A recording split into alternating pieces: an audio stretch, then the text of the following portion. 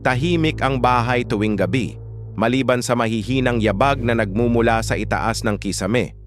Akala ko noon, daga lang iyon na naglalakad sa mga kahoy. Ngunit isang gabi habang nakahiga sa dilim, napansin ko ang mga aninong gumagalaw sa pagitan ng mga siwang ng kahoy. Sa gitna ng kadiliman, may dalawang bilog na tila mga mata. Nagniningning, malamig ang titig na hindi ko maintindihan. Hindi ako makagalaw, parang may humahawak sa dibdib ko. Pinipigil ang hininga ko. Dahan-dahang gumalaw ang mga orbs, sumunod sa bawat galaw ng aking katawan.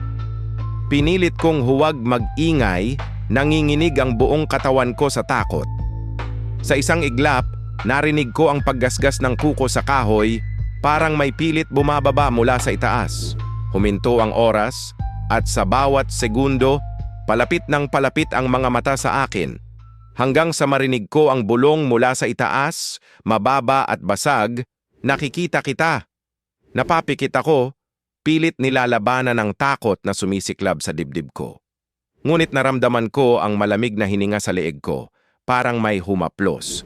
Nang dumilat ako, wala na ang mga mata, ngunit may bakas ng dugo sa sahig, at may kamay na nakalawit mula sa siwang ng kahoy.